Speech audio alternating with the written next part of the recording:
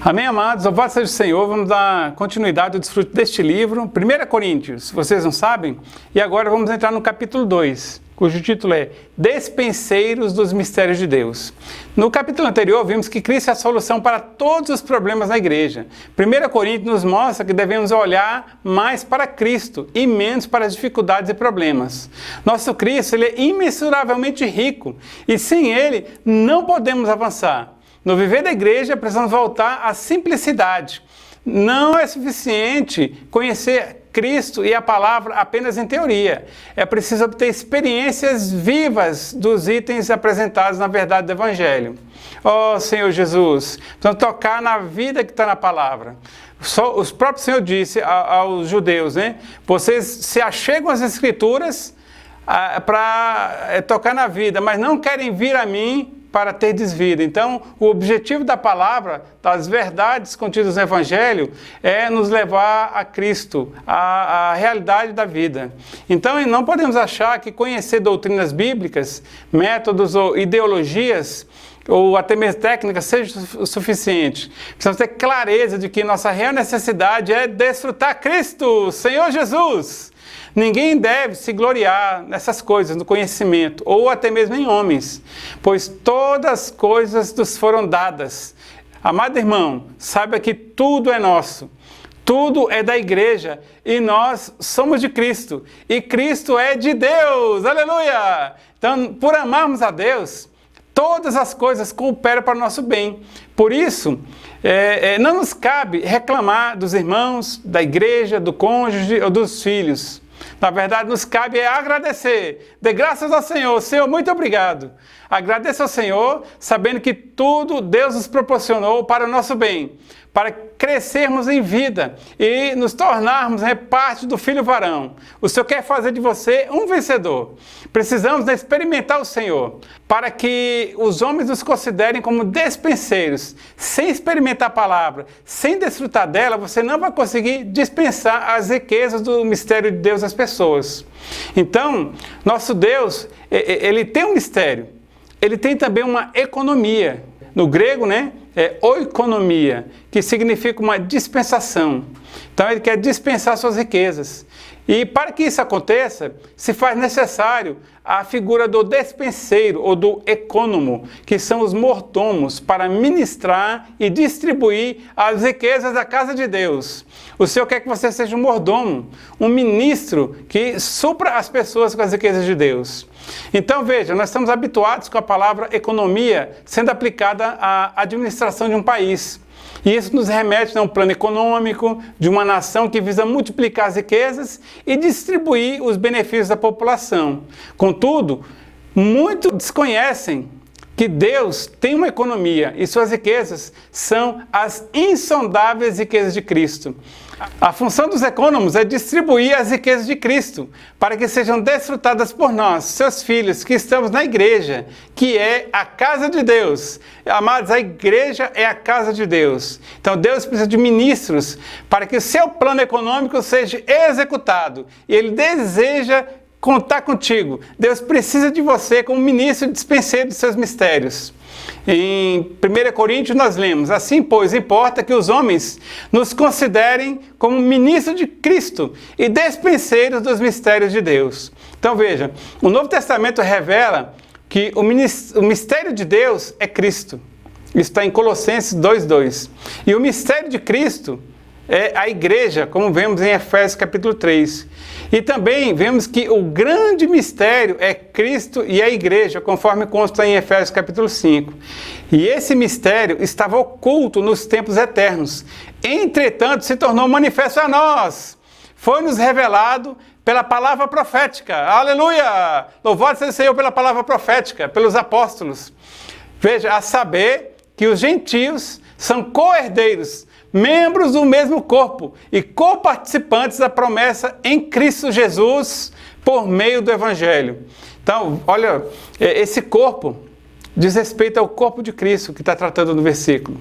E o corpo de Cristo é a igreja.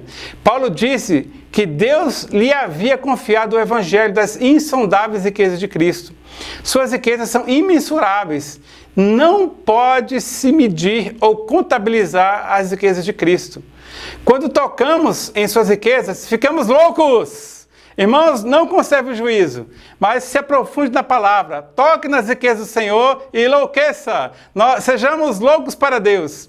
E quando nós nos enlouquecemos por desfrutar do Senhor, por tocar no plano do Senhor, todos os problemas desaparecem.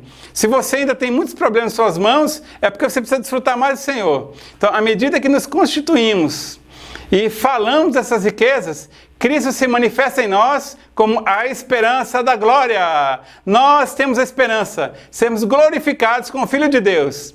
Daí, vemos a importância da pregação do Evangelho, dos grupos familiares, dos comportores, das reuniões da igreja. E tudo isso é para falarmos dos mistérios de Cristo.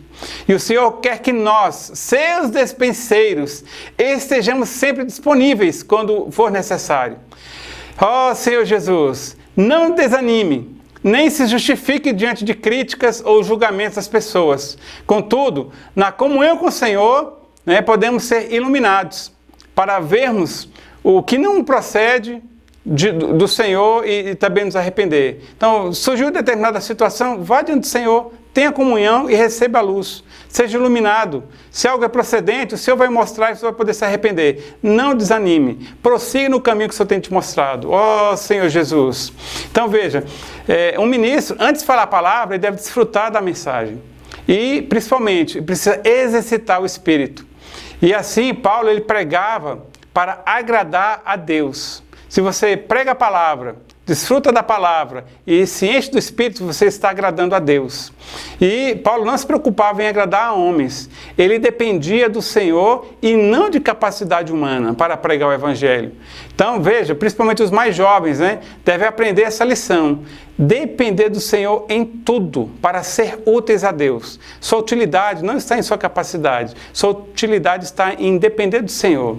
Então, amados irmãos, tomemos o exemplo da igreja em Corinto. E ali os irmãos, por terem obtido certo conhecimento da palavra, eles imaginavam que já tinham chegado a um estágio elevado. Já haviam se tornado independentes e então não precisariam mais de ouvir a palavra profética do apóstolo. Isso é incorrer em um erro gravíssimo. Quando entramos na verdade, nós obtemos a realidade por meio da palavra dos apóstolos. Paulo estava disposto a sofrer pelos irmãos da igreja em Corinto. Nele operava a morte, para que os irmãos nele se manifestasse a vida. Assim, Cristo ele é engrandecido, quando estamos dispostos a pagar o preço e depender integralmente do Senhor. O Senhor Jesus e os apóstolos passaram por situações difíceis, foram considerados escória do mundo e condenados como criminosos. Se estivermos dispostos a sofrer por causa do nome do Senhor, Deus nos abençoará e multiplicará nossos frutos, o seu reino. Então, Paulo, como pai, estava dando às igrejas a mesma orientação, visão e direção. Então, a palavra profética dos apóstolos não é para ser discutida, e sim para ser cumprida nas igrejas. Então, nós devemos seguir a ordem dos apóstolos, e isso traz a bênção de Deus para a igreja. Nosso caminho é seguir a palavra profética. Aleluia! Por fim, nesse capítulo, nos é apresentado 4 lições. Primeiro, o dispenseiro de Deus anda em união com o Senhor. Ele age dentro da vontade de Deus. Segundo, o reino de Deus não consiste em palavra, e sim em poder, justiça, paz e alegria no Espírito Santo. Terceiro, a presença do dispenseiro de Deus pode mudar a situação da igreja, com poder para salvar as pessoas, mudar vidas e gerar frutos. Então, busque ser esse dispenseiro, que é uma bênção na sua igreja, na sua cidade. E, por fim, o dispenseiro de Deus é uma pessoa espiritual, equilibrada e ponderada. Paulo repreendia os irmãos, mas os tratava com mansidão. Então, por fim, vemos que os dispenseiros de Deus são pessoas que dependem de Deus, invocam o nome do Senhor, têm uma vida da igreja equilibrada entre viver de reuniões, viver familiar, viver social. Então, amados, que sejamos esses dispenseiros e que o Senhor abençoe a todos. Aleluia.